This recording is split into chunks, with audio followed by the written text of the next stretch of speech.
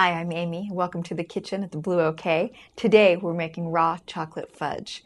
And this recipe is a really fun one for the raw chocolate because the chocolate comes out chewy like a fudge. Just want to tell you what the ingredients you're going to need are and we'll get going. Have on hand a little bit of cacao powder, and if you're not familiar with the cacao powder, see my video where I do an introduction to raw chocolate and it'll tell you about these ingredients.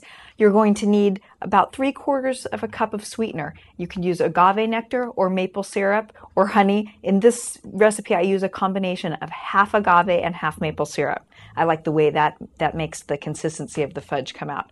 And then you're going to need a half cup of cold pressed coconut oil.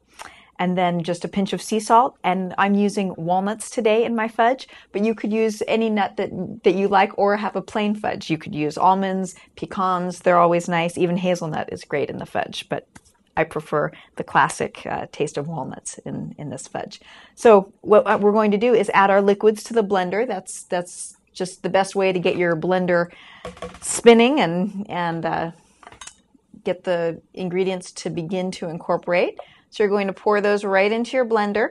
And then I usually like to start my blender even before I add the dry ingredients. I like to start my blender going and add the chocolate slowly. So I'll show you how I do that. You only want to do this with certain things or it will go flying everywhere. But when you have liquid in a blender and you're just adding a little powder, you can sort of sprinkle it in and it will really incorporate better this way. Especially for this recipe because what you're doing is making it into almost a ganache, a kind of thick cream. So you actually really want it to stiffen up. So you're using a variable speed blender here, and you want to get it on that high speed to get all the lumps out of the raw chocolate. And you'll want it to be a creamy consistency like you see here in the blender. What you'll need now is, I like to use some kind of square or rectangular pan so that you can cut it into even squares like a fudge. But you could really use any shape you wanted.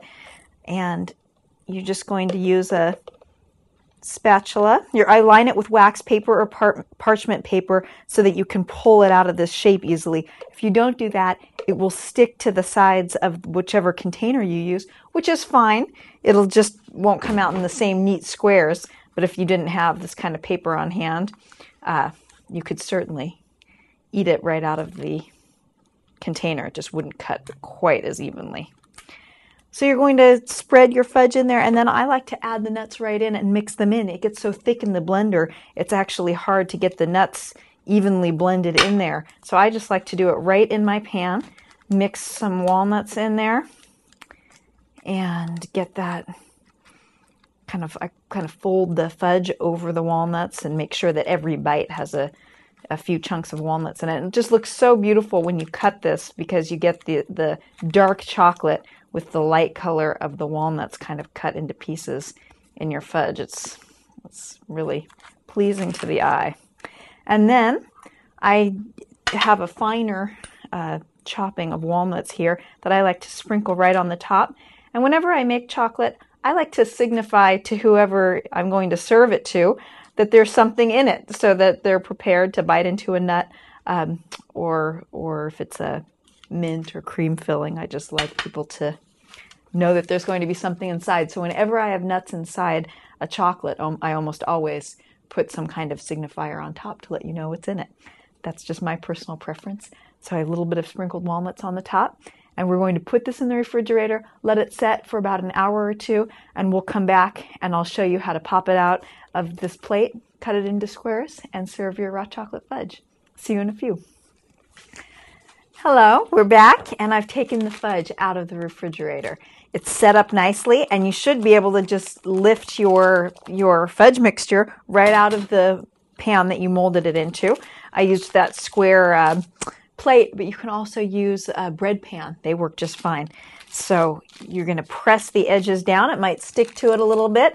And sometimes I trim off the edges if I want to make exact squares. Other times I don't bother if I want to keep the triangles for myself to eat as my own treats.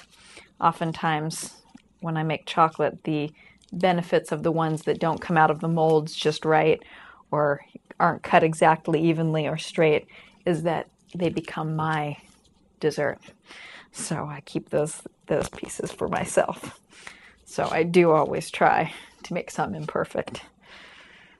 So you're going to cut the fudge just with a nice knife. I like to use a sharp knife dipped in some warm water so that it cuts a little more easily through the chewy chocolate. So once you get them cut into pieces, you'll just see they come out really, really nicely. You can see the walnuts right inside. You can see the nice square shape. And I usually just put them on a beautiful serving dish. And I like to make just a nice arrangement of them on a serving dish and then serve them either out of the refrigerator, or they can stay at room temperature for a little while. Eventually, they do need to be refrigerated again. If you leave them out on a really hot day, they'll start to melt just a little bit. So that is one of the qualities of the raw chocolate, is that you will need to keep them somewhat chilled or at least cool. So you'll have the chocolates like this with the walnuts on top, but you can also make chocolates with dried fruit inside them. Here's a few batches that I've made. This one has dried cherries. You can use dried raspberries. You can really use any combination of nuts and dried berries that you like. This one's dried blackberries. And then again, you can use the walnut or the pecans, almonds, hazelnuts, really whatever you enjoy in your chocolates. So this is just an example of what you can do with the fudge.